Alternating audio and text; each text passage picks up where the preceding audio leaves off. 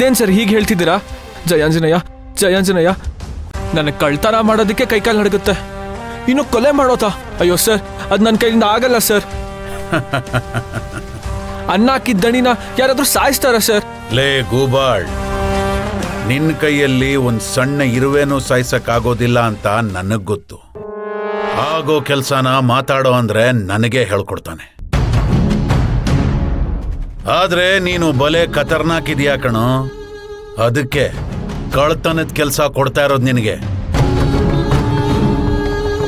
ಹೇಗೂ ಕಳ್ಳನ್ ತರ ಮನೆಗೆ ಸೇರ್ಕೊಂಡ್ಬಿಟ್ಟಿದ್ಯಲ್ವಾ, ಒಂದ್ ಸಣ್ಣ ಕಳ್ತನೂ ಮಾಡ್ಬಿಡು. ಒಂದ್ ವೇಳೆ ನೀನ್ ಹಾಗೇನಾದ್ರೂ ಮಾಡ್ಲಿಲ್ಲ ಅಂದ್ರೆ ನಿಮ್ಮ ಅಜ್ಜಿ ಜೊತೆ ನಾನು ಬಂದು ಆ ಸೂರ್ಯವರ್ಧನನ್ನ ಭೇಟಿ ಆಗ್ತೀನಿ. ಆಗ ಬರೀ ನಿಮ್ಮ ಅಜ್ಜಿ ಮಾತ್ರ ಅಲ್ಲ, ಪೊಲೀಸರು ಜೊತೆಗೆ ಬರ್ತಾರೆ. ನಿನ್ನ ಮಾನನೂ ಹೋಗುತ್ತೆ, ನೀನು ಜೈಲ್ಗೆ ಹೋಗ್ತೀಯ. ಯಾವ್ದನ್ನ ಆರಿಸ್ಕೊಂತೀಯೋ ನಿನಗ್ ಬಿಟ್ಟಿ.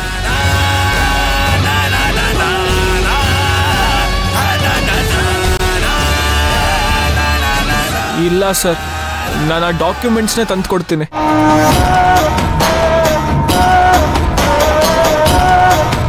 ಗುಡ್, ವೆರಿ ಗುಡ್, ಒಳ್ಳೆ ಡಿಸಿಷನ್. ಹೋಗ್, ಎಷ್ಟು ಬೇಗ ಆಗತ್ತೋ ಅಷ್ಟು ಬೇಗ ಡಾಕ್ಯುಮೆಂಟ್ಸ್ನ ನನಗೆ ತಂದ್ಕೊಡು. ಆಯ್ತು ಸರ್. ಬಾರ ಇಲ್ಲಿ.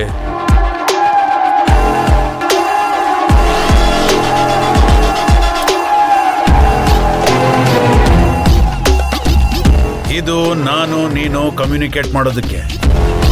ಯಾವುದೇ ಕಾರಣಕ್ಕೂ ಇದನ್ನ ಮಿಸ್ಯೂಸ್ ಮಾಡ್ಕೋಬೇಡ. ಹಾಗೇನಾದ್ರೂ ಮಾಡಿದ್ಯೋ ತುಂಬಾ ಅನುಭವಿಸ್ತೀಯ. ಸರಿ ಸರ್. ನಡಿ.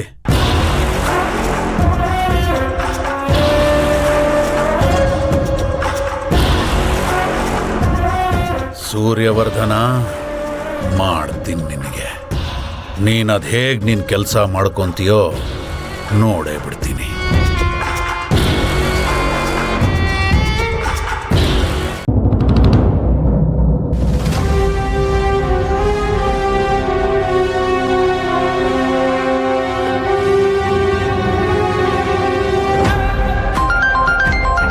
ಮಾವ, ಸೂರ್ಯ ಕಾಲ್ ಮಾಡಿದ್ದಾನೆ.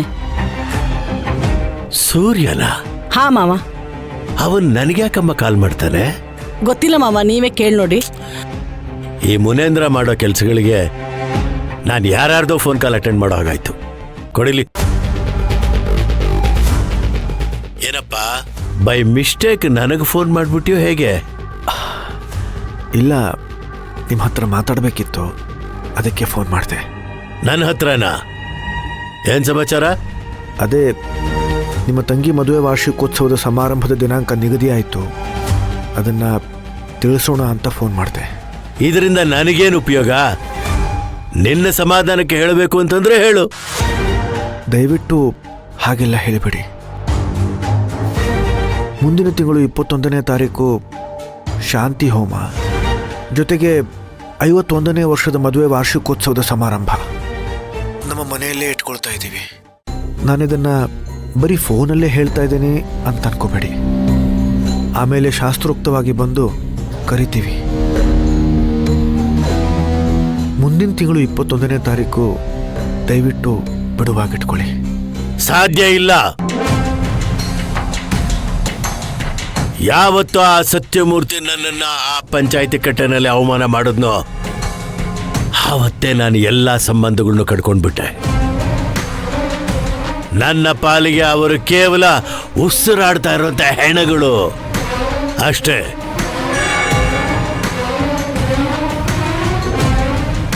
ಯಾವುದೇ ಕಾರಣಕ್ಕೂ ನಾನು ನಿನ್ನ ಮನೆಗೆ ಬರೋದಿಲ್ಲ.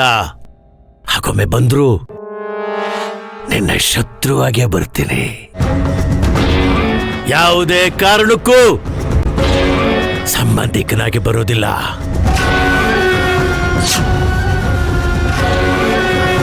ಇನ್ಮೇಲೆ ಜನ್ಮದಿನಕ್ಕೆ ಅಂತ ನನ್ನನ್ನು ಕರಿಬೇಡ, ಮರಣ ದಿನಕ್ಕೆ ಅಂತ ಕರಿ. ಸಂತೋಷವಾಗಿ ಬರ್ತೀನಿ.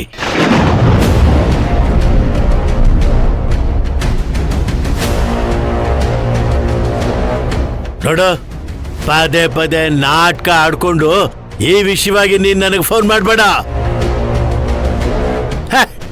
ಇಡೋ ಫೋನು. ಮುಖಕ್ ಹೊಡ್ದಾಗ ಹೇಳಿದ್ರಿ ಮಾವ.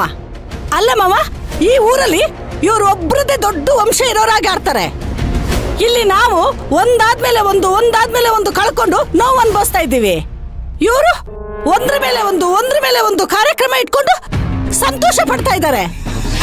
ಇದನ್ನೆಲ್ಲ ನೆನೆಸ್ಕೊಂಡ್ರೆ ನನ್ನ ಹೊಟ್ಟೆ ಉರಿಯುತ್ತೆ ಮಾವ. ನೀನೇನು ಯೋಚನೆ ಮಾಡ್ಬೇಡಮ್ಮ, ಈ ಮದುವೆ ವಾರ್ಷಿಕೋತ್ಸವ ನಡೆಯೋದಿಲ್ಲ. ಆ ಸತ್ಯಮೂರ್ತಿ ಸೂರ್ಯಮಣಿಗೋಸ್ಕರ ಶಿವನು ಭಸ್ಮ ತರಬೇಕು ಅಂತ ಹೋಗಿದ್ದಾನೆ. ಆದ್ರೆ ಇಲ್ಲಿಗೆ ಬರೋದು ಸತ್ಯಮೂರ್ತಿ ತರುವಂತ ಭಸ್ಮ ಅಲ್ಲ, ಅವನ ಅಸ್ಥಿ ಇಲ್ಲಿಗೆ ಬರಬೇಕು ಅನ್ನೋದೇ ನನ್ನ ಉದ್ದೇಶ. ನಾನು ಹಾಗೆ ಮಾಡ್ತೀನಿ.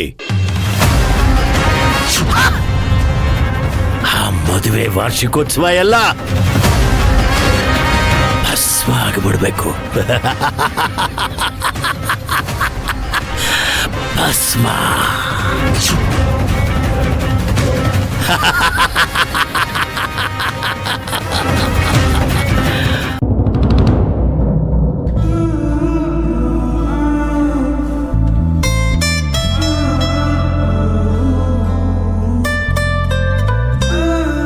ಏನು ಯಜಮಾನ್ರೊಬ್ರೆ ನಗ್ತಾ ಕೂತಿದ್ದೀರಾ?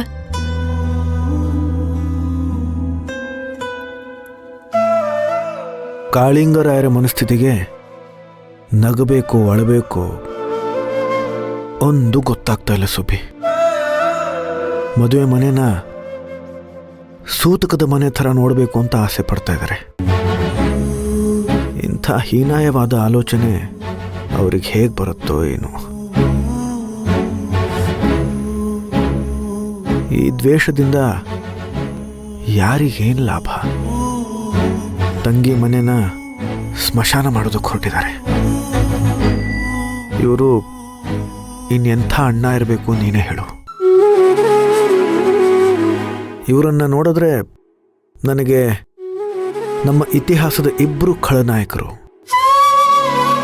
ಇಬ್ಬರು ರಾಕ್ಷಸರು ನೆನಪಾಗ್ತಾರೆ. ಒಬ್ಬ ರಾವಣ, ಇನ್ನೊಬ್ಬ ಕಂಸ. ರಾವಣ ತನ್ನ ತಂಗಿ ಮರ್ಯಾದೆಗೋಸ್ಕರ ಯುದ್ಧನೇ ಮಾಡ್ದ. ಕೊನೆಗೆ ಅದರಲ್ಲಿ ಪ್ರಾಣನೂ ಬಿಟ್ಟ.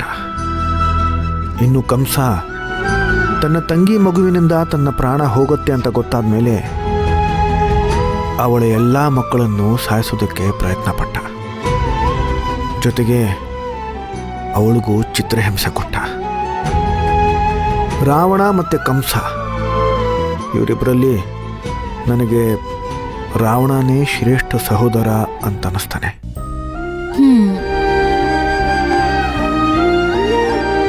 ಅದಕ್ಕ ಯಜಮಾನ್ರು ನಗ್ತಿದ್ದು. ಸೂರ್ಯ, ಬಯಸಿದ್ ಸಿಗ್ಬೇಕು ಅಂದ್ರೆ ಯೋಗ ಇರಬೇಕು, ಬಯಸಿದ್ ಉಳಿಸ್ಕೋಬೇಕು ಅಂದ್ರೆ ಯೋಗ್ಯತೆ ಇರಬೇಕು. ಆ ಕಾಳಿಂಗರಾಯರಿಗೆ ಯೋಗನೂ ಇಲ್ಲ, ಯೋಗ್ಯತೆನೂ ಇಲ್ಲ. ಅವ್ರ ಬಗ್ಗೆ ನೀನು ಯೋಚನೆ ಮಾಡೋದು ಸುಮ್ಮನೆ ಟೈಮ್ ವೇಸ್ಟ್. ಅದ್ರ ಬದಲು ಮುಂದೆ ಆಗೋ ಕೆಲಸ ನೋಡೋಣ. ಬದಲಾಗ್ತಾರೆ ಅಂತ ಒಂದು ಪ್ರಯತ್ನ ಮಾಡ್ತಾ ಇದ್ದೀನಿ ಅಷ್ಟೇ. ಅವ್ರು ಬದಲಾಗಲ್ಲ ಬಿಡು ಸೂರ್ಯ. ಹೇಗಿದ್ರೂ ಮುನೇಂದ್ರ ಅವರು ಎಲ್ಲ ವ್ಯವಸ್ಥೆ ಮಾಡ್ತೀನಿ ಅಂತ ಹೇಳಿದಾರಲ್ಲ, ನೀ ಯಾಕೆ ಯೋಚಿಸ್ತೀಯ? ನಿಜ. ಅರೆ, ಈ ವಿಚಾರದ ಮಧ್ಯ ನೀನ್ ಮಾಡಿರೋ ಸಾಧನೆನೇ ಮರ್ತುಬಿಟ್ಟೆ. ಬರೆ ಬರೆ ನೋಡು ಬರಿ ಬರಿಯಾಗಿ ಮರೆಸುವೆ ನನ್ನ